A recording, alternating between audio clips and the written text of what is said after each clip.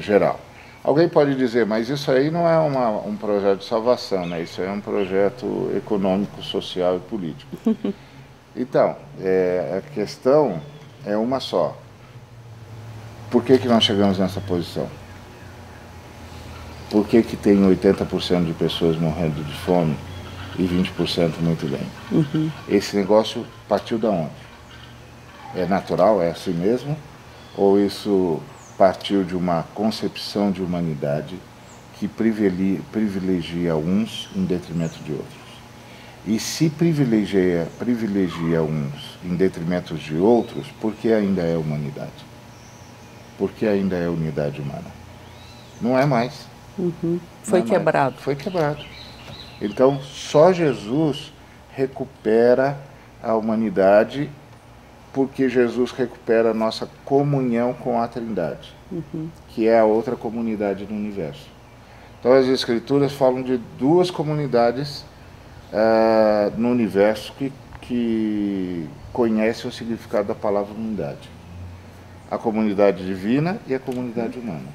A comunidade humana se esfacelou, porque rompeu com a comunidade divina. E é da comunidade divina que nasce a força e as condições necessárias para que a comunidade humana seja o que ela deve ser. Então podemos dizer que fomos feitos por Deus e para Deus. Para Deus, na medida em que fomos feitos para expressar o que Deus é, e por isso fomos feitos uma outra unidade como Deus é. E a Bíblia trata desse tema, ela é relevante ainda hoje? A Bíblia é o livro que trata desse tema.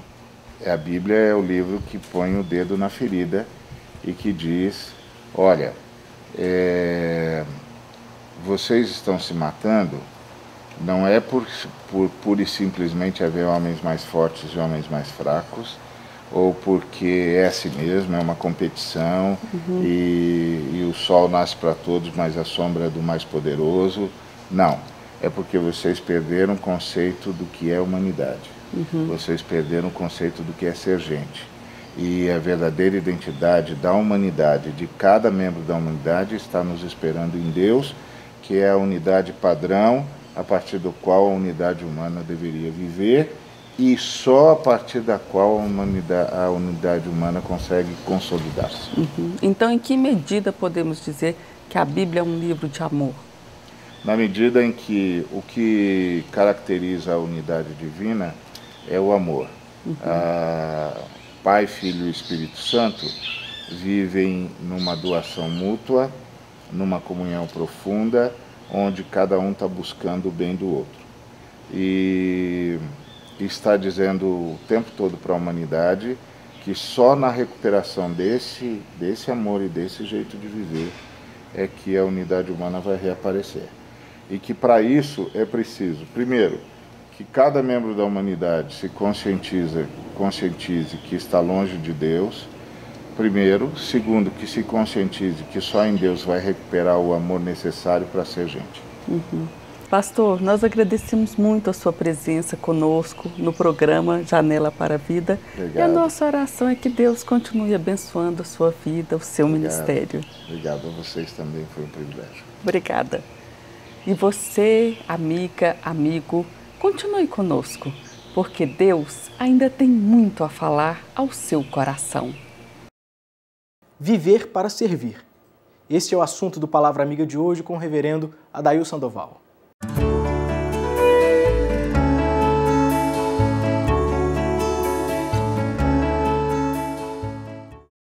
Prezado ouvinte, minha cara ouvinte, é uma alegria imensa estar aqui novamente para trazer ao seu coração uma palavra que vem do coração de Deus para o nosso crescimento, para o nosso conforto, para o nosso consolo, para a direção da nossa vida e para sermos bênçãos na vida de outros.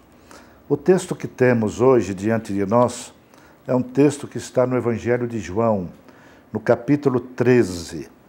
Esse texto me impacta o coração toda vez que eu abro a Bíblia e com ele me deparo, porque é a figura de Jesus Cristo se curvando diante dos discípulos para lavar-lhes os pés. E quando eu penso no Filho de Deus, com toda a honra, toda a glória, com todo o poder nas suas mãos, tendo realizado tantos milagres, prodígios e maravilhas, ele resolve, de um momento para outro, se curvar, tomar da bacia, de uma toalha e lavar os pés dos discípulos. Coisas que o homem moderno não está disposto a fazer, porque seria uma humilhação sem par. Mas quando eu olho para esse texto e para a pessoa de Jesus, eu tenho vontade de imitá-lo. Sei que não tenho condições de fazê-lo, mas oro a Deus para que Ele me faça servo. E vou orar a Deus também para que Ele faça de você um servo ou uma serva do Senhor, para servi-lo e servir aqueles que lhe passam pelo caminho. Veja como diz o texto que descreve este episódio. Ora, antes da festa da Páscoa, sabendo Jesus que era chegada a sua hora de passar deste mundo para o Pai, tendo amado os seus que estavam no mundo, amou-os até o fim.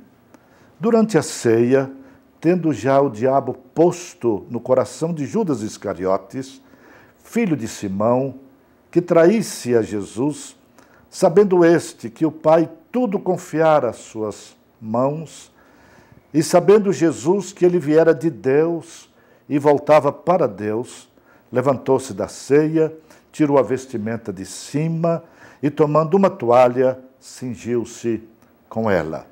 Depois deitou água na bacia e passou a lavar os pés aos discípulos e a enxugar-lhes com a toalha com que estava cingido. Aproximou-se, pois, de Simão Pedro, e este lhe disse: Senhor, tu me lavas os pés a mim? Respondeu-lhe Jesus: o que eu faço não o sabes agora, compreendê-lo-ás depois. Disse-lhe Pedro: nunca me lavarás os pés. Respondeu-lhe Jesus: se eu não te lavar os pés, não tens parte comigo. Então Pedro lhe pediu: Senhor, não somente os pés, mas também as mãos e a cabeça. Apenas esses versículos para admirarmos juntos e buscarmos aplicar na nossa vida não apenas este exemplo de Jesus, mas o cumprimento da sua missão de servo que ele veio fazer aqui no mundo. Conceito de grandeza do mundo, dos homens, das pessoas que habitam este mundo, é completamente diferente do conceito de grandeza revelado na palavra de Deus e, sobretudo, na pessoa de Jesus Cristo. O que é que você entende por uma pessoa grande, importante? É uma pessoa que tem muito dinheiro, muitas propriedades e que, quanto mais fica rico, mais quer ficar rico. Eu ouvi falar de um homem que está fazendo todo o esforço para ser o homem mais rico do mundo. Eu tenho medo de que ele se torne como o rei Midas, da lenda, que pediu ao seu Deus pagão para ficar rico e tudo que ele começou a tocar, dali por diante, se transformava em ouro. Ele pensou que se tornasse o homem mais feliz do mundo. Só que ele tocou a comida que ia comer e ela se transformou em ouro. Ele tocou na sua filha que ia chegando para casa e ela se transformou em ouro. E ele se arrependeu do seu alvo, do seu objetivo, do propósito supremo de sua vida. Olha, o conceito de grandeza do mundo não se harmoniza com o conceito real de grandeza que está aqui na palavra de Deus e é expresso pelo nosso Senhor Jesus Cristo. Um dia os discípulos estavam discutindo para saber quem era o mais importante, o líder entre eles.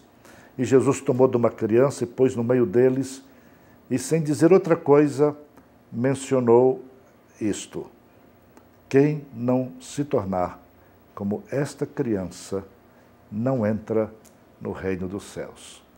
Por causa da humildade, da singeleza, da espontaneidade, da sinceridade e da verdade da criança.